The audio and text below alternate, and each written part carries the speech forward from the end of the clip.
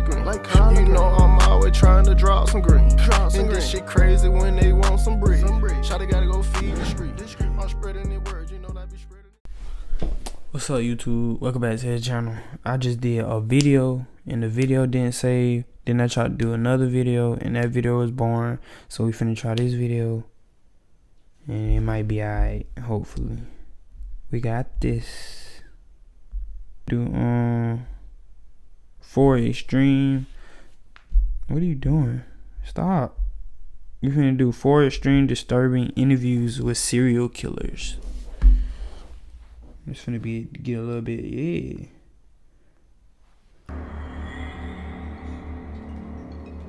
Whilst there are multiple disturbing interviews, some of the worst come from conversations with killers. So, from the woman who shot her own children to the man who murdered a family. Join us. Who still wanna talk to him? Responsible for the murders of 5 women at only the age of 21, Bernard Giles was fortunately captured in 1974. More recently, Giles was interviewed by broadcaster Piers Morgan.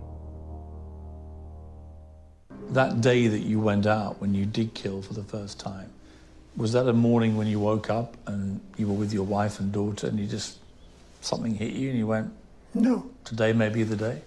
every day may be the day. Every day? Every day may be the day. Do you know the name of your first victim? No, sir. No, but he tripping. Not now. Hell yeah, but been in prison all Nancy day. Jerry.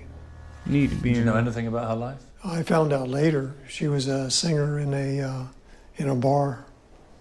That was it. Tell me what happened. So why you killed him? Picked her up in Titusville. There's a wooded area, and I pulled off the road. What did she look like? Little shorter than me, fairly well built, pretty but not particularly pretty. What? Brown hair. That's about it. And at what point did she realize that you were going to harm her? Well, not necessarily that I was going to harm her, because most of them don't assume you're actually going to kill them. Most of them assume it's a rape or something like that.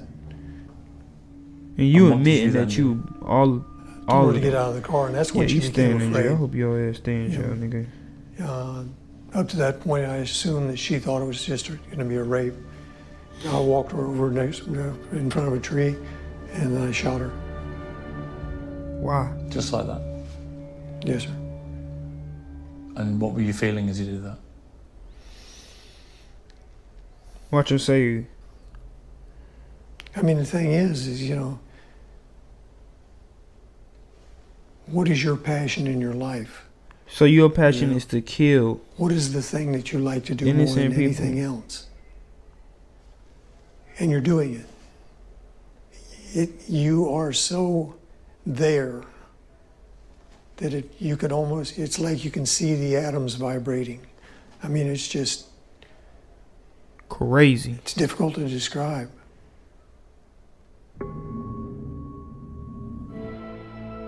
Soon after the killings, his wife and daughter left the trailer park and moved out of the state. He would never see them again. You lost a wife, you lost your daughter. I lost everything. You lost everything. That's what yeah. you get. And do you know what happened to your daughter? What Have is you it? ever heard from her? No, sir. How does that make you feel? You don't care. What can you do with that? We had a picture there. Yep. What do you feel when you see your daughter? I don't know exactly. You never When you look really at your ain't own seen it in a daughter long at time. that age, smiling, innocent, happy. They probably What do you don't feel never come about see him. the young women you killed? Imagine that I don't put your those dad together. did something like that. What would y'all do? I don't know. I mean, what would you feel about a man who snatched your daughter and terrorized and raped and killed her? I certainly wouldn't appreciate it. Yeah, you know you That's it. wouldn't. That's how you'd feel. Like I said, I certainly wouldn't appreciate it.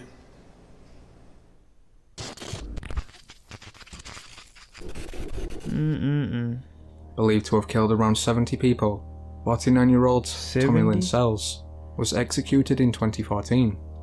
Years earlier, on November 18, 1987, he brutally murdered the Dardine family. Sells had first overpowered the father, 29-year-old Russell, then severed his penis and shot him dead. After this, he'd raped look Russell's weird. wife, 30-year-old Not the man in Elaine, the picture, before but using a baseball bat to beat her and their 2-year-old son, Peter, to death. Finally, as the severity of the beating caused Elaine to go into labour, you need to Sells get beat killed to their death. newborn baby girl.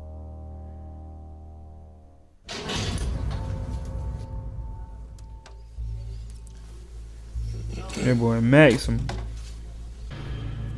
So altogether, about how many you killed, the question is, and you think your answer is what? See, you trying to sew me up in a wow. You can't even talk. I don't know. You know, do the math. A couple 3 year, 4 year, for 20 years.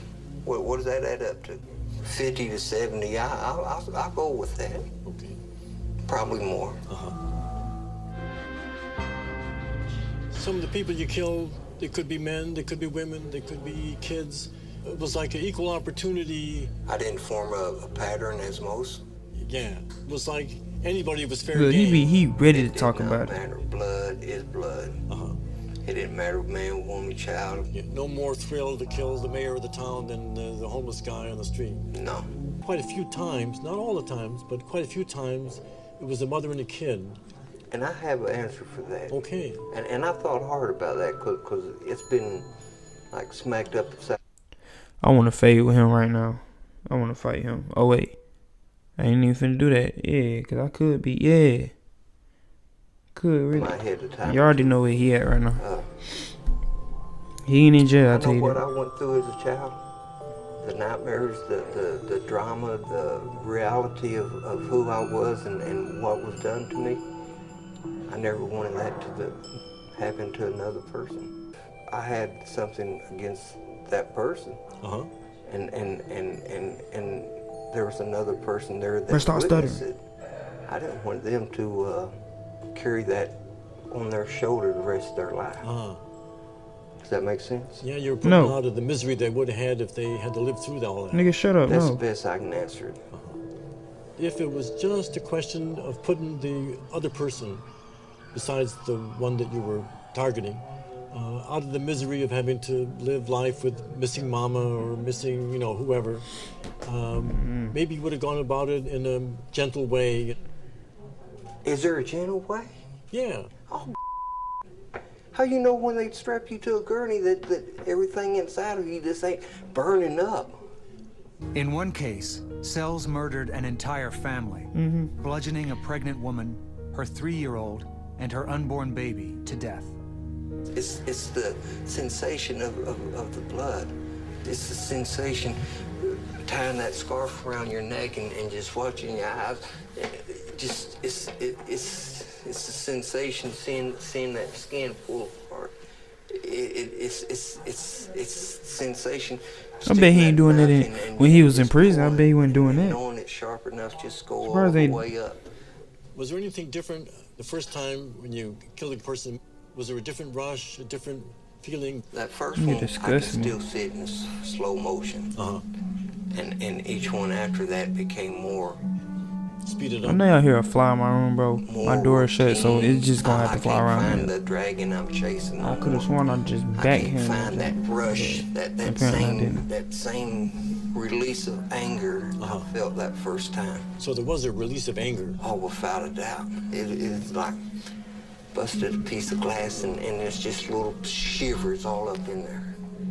Sells seemed to feed off his own anger, of which there was no 80 shortage. people, He became and he was addicted in to the prison. release of Well, this anger, they had which that man in occurred jail. through They should have just violent hurt him, means. tried him Paradoxically like for that. Sells, evil for him was other people. Today, I might say, Tommy, Dr. Stone, he's okay. And tomorrow I might wake up and say, you know that bastard, he tried to slide a slip one in on me. You understand? I do.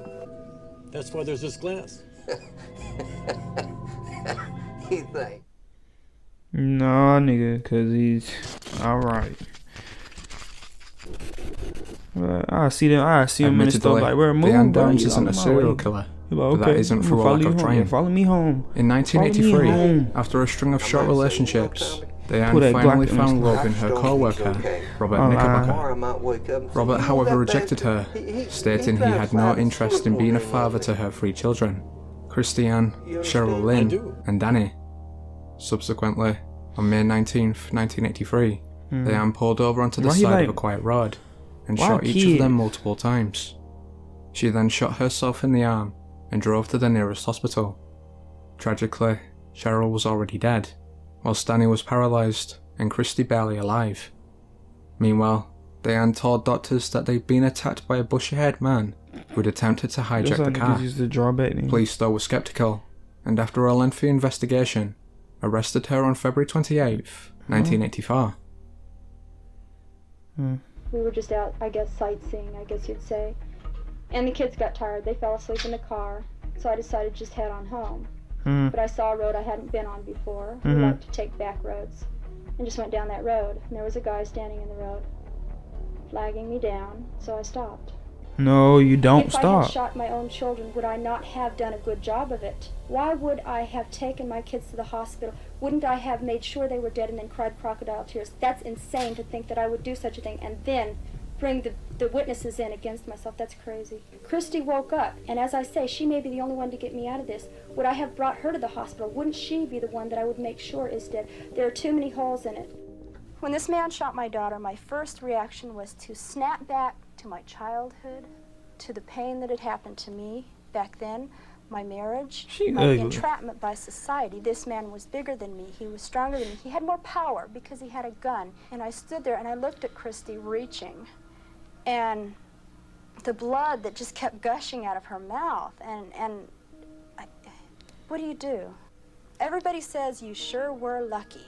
Well, I don't feel very lucky. I couldn't tie my damn shoes for about 2 months. It is very painful. It is still painful. The scar is going to be there forever. I'm going to remember that night for the rest of my life, whether I want to or not. I don't think I was very lucky. I think my kids were lucky. If I had been shot the way they were, we all would have died. You can't replace children, but you can replace the effect that they give you. And they give me love. They give me satisfaction. They give me stability. They give me a reason to live and a reason to be happy. And that's gone. They took it from me. But children are so easy to conceive. At night, when I close my eyes, I can see Christy reaching her hand out to me while I'm driving, and the blood just keep coming out of her mouth. And that, maybe it'll fade too with time, but I don't think so. That haunts me the most. Why are you smiling?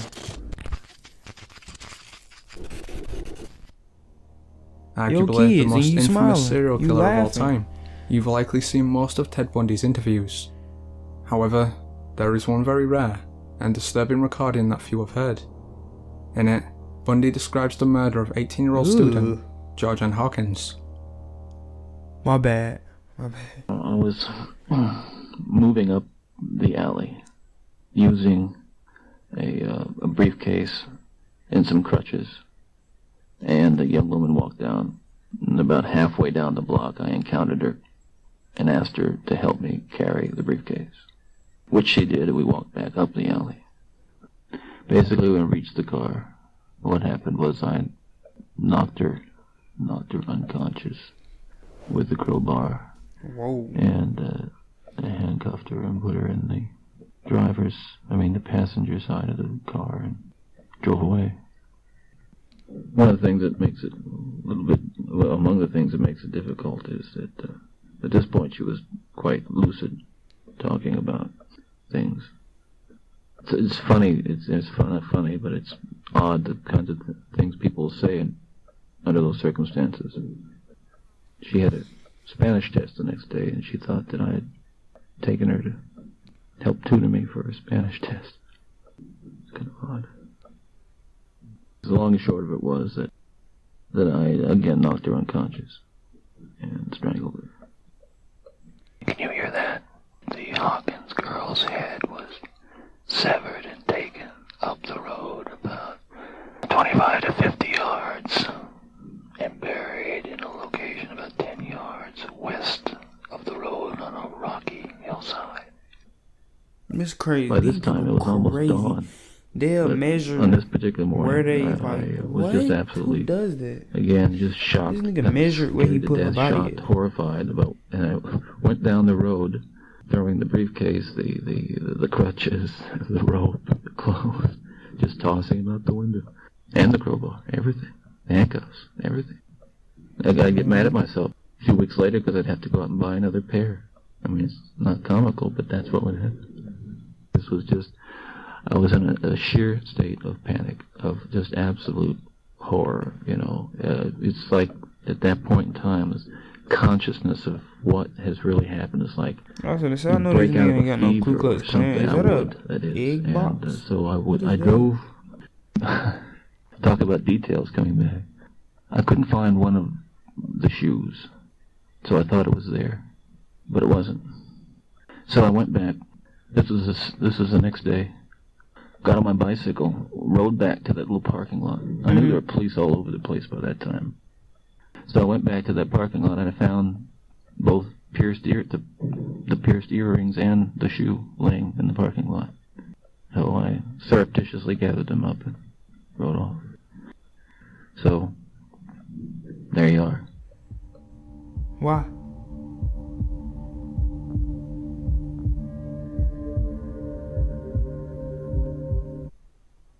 But we got some crazy people in there. All y'all people got kids, all y'all better watch y'all kids now. Crazy people out here. Make sure y'all subscribe and come back for the next video. I'm about to go to sleep because it is 1:23. I'm not finna go to sleep, but I'm finna edit this video. Find something to drink. And then I'm going back to sleep. I might go to sleep. But other than that, make sure y'all stay safe.